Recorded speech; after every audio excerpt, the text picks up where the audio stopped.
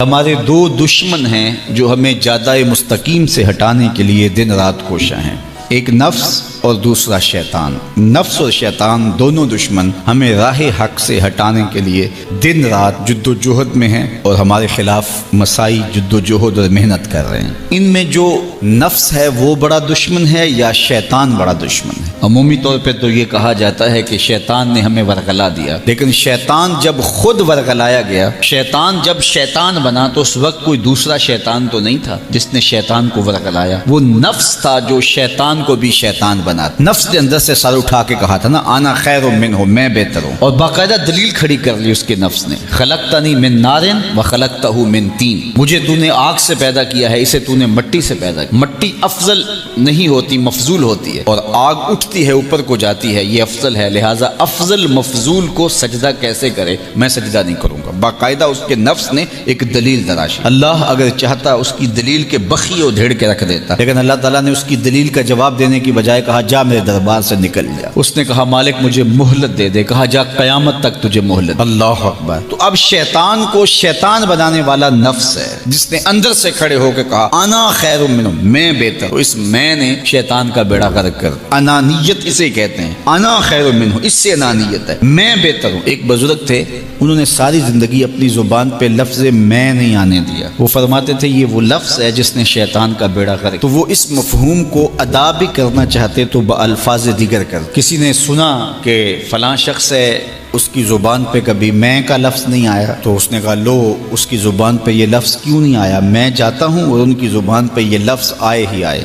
ہر شخص کی اپنی ترجیحات ہوتی ہے۔ ایک مہم پہ نکلا کہ ان کی زبان پہ لفظ میں لے کر آنا گیا۔ حضرت بیٹھے تھے، حضرت ایک مسئلہ پوچھنے آیا ہوں، بیٹا پوچھئے۔ کہا شیطان کو کس چیز نے برباد کیا تھا؟ حضرت اب تو بولیں گے نا کہ میں نے اس کا بیڑا غرق کیا تھا، تو کہوں گا جیسے بھی زبان پہ لفظ تو آئی گیا، اور شیخ بھی بڑے سمجھدار تھے، سمجھ گئے اس کی نیت کے کھوٹ کو کہ یہ کیوں آیا ہے اور یہ مسئلہ کیوں پوچھ رہا۔ ہر مسئلہ تفہیم کے لیے نہیں پوچھا جاتا، اس کے مقاصد اور بھی ہوتے ہیں، اور اہل اللہ کو اللہ نے وہ بصیرت دی ہوتی ہے جو سائل کے انداز سے سمجھتے ہیں کہ اس کے مقاصد۔ تو کہا حضرت پوچھنے آیا ہوں کہ شیطان کو کس چیز نے برباد کیا؟ حضرت فرمانے لگے نماز کا ٹائم ہو گیا، ابھی جماعت کھڑی ہونے والی ہے، نماز کے بعد اس پہ بات کر۔ خیر نماز ہوئی، سلام پھرا تو حضرت خود فرمانے لگے کسی نے پوچھا تھا کہ شیطان کو کس چیز نے برباد کیا، جواب دینا چاہ رہا ہوں، کس نے پوچھا تھا؟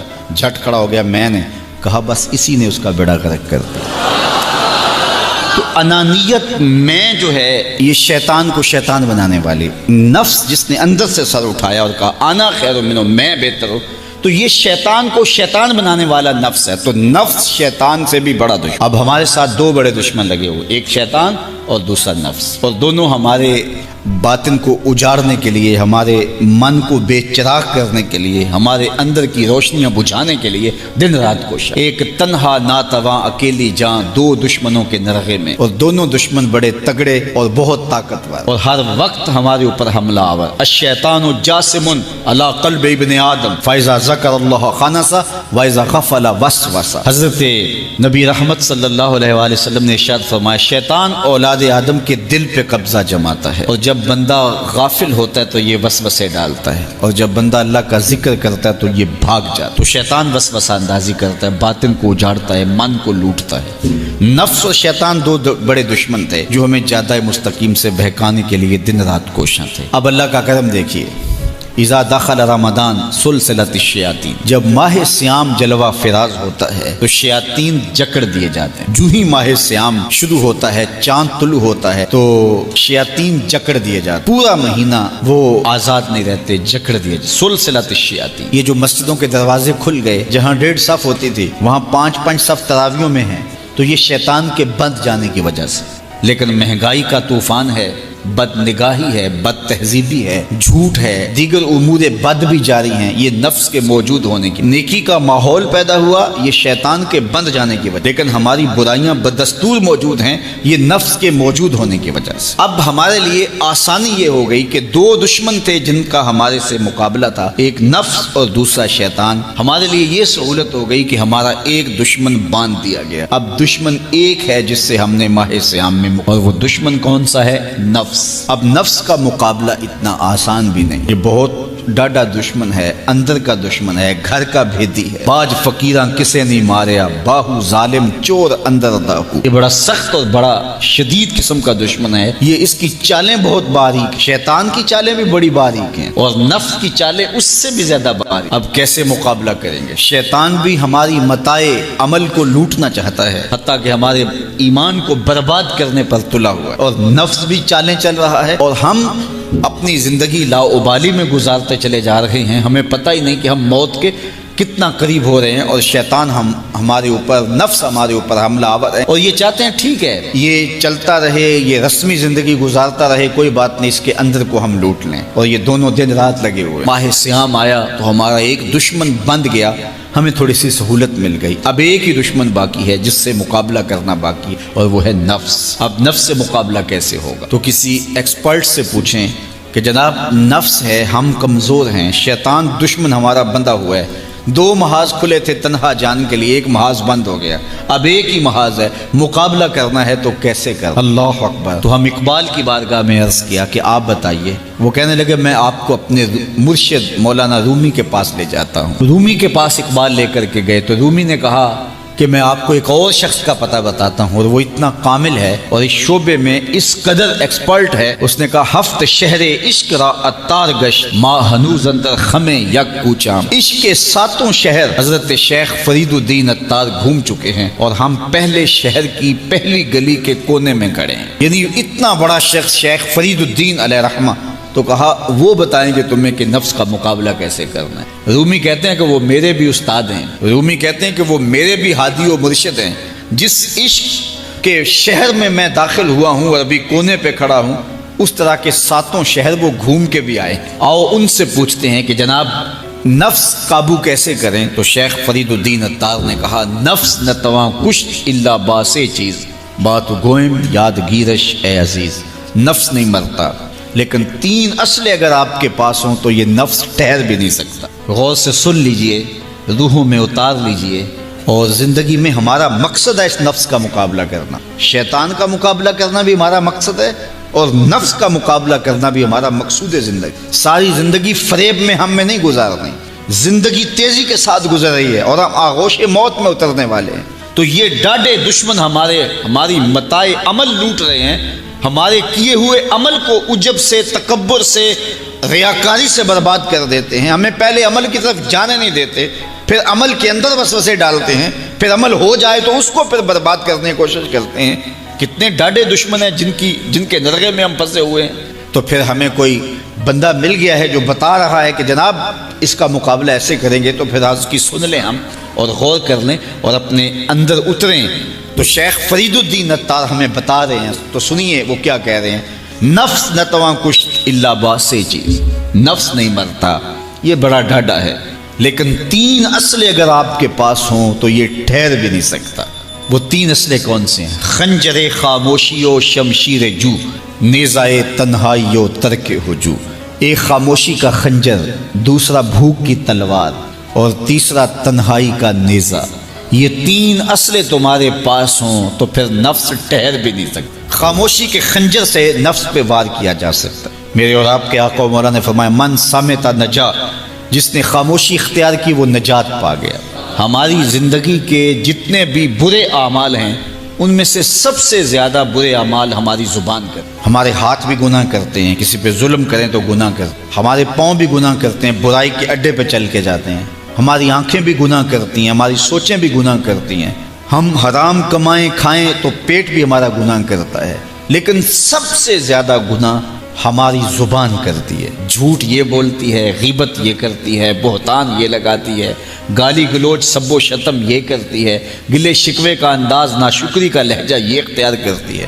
اسی لیے میرے اور آپ کے آقا و مولا نے فرمایا جو تمہارے 2 جبڑوں کے درمیان ہے، یعنی تمہاری زبان، اور جو 2 ٹانگوں کے درمیان ہے تمہاری پارسائی کی جگہ، ان 2 چیزوں کی تم مجھے ضمانت دے دو، میں محمد تمہیں جنت کی ضمانت دے دیتا ہوں۔ تو اپنی زبان کی حفاظت کرنی ہے۔ دیکھیے یہ سننے کے لیے چیزیں نہیں ہیں محض، بلکہ ان پر ہم عمل کریں، اور آج سے ہی دیکھیے یہ موسم رحمت ہے، رحمت کی برکھا برس رہی ہے، اور یہ موسم نور ہمارے سیکھنے کے لیے ہے۔ تو ہم اپنے نفس کو کیسے قابو کریں گے؟ دو دشمن تھے، ایک بندھا ہوا ہے، چھوٹ کے کچھ نہیں کر سکے گا اگر نفس کو قابو میں کر لیا۔ اور اگر ہم نفس کنٹرول نہ کر سکے، وہ تو جہنم کی آگ میں اور زنجیروں میں جکڑا ہوا پیچو تاب کھا رہا ہے کہ یہ جو ٹوپیاں پہنے ہوئے مسجدوں میں جاتے ہو نا، میں عید کے دن نپٹ لوں گا تم، وہ تو اور نفس کے ساتھ مل کے ہمارا بیڑا غرق کرے گا اور ہمیں اور دور کر دے گا اور ہماری باطنی اساس اور بنیاد اور کمزور کر دے گا۔ اس لیے ضرورت ہے کہ ہم اپنے نفس کو ان دنوں کے اندر کمزور کریں۔ اس کا پہلا نسخہ کیا ہے؟ خاموشی کا خنجر۔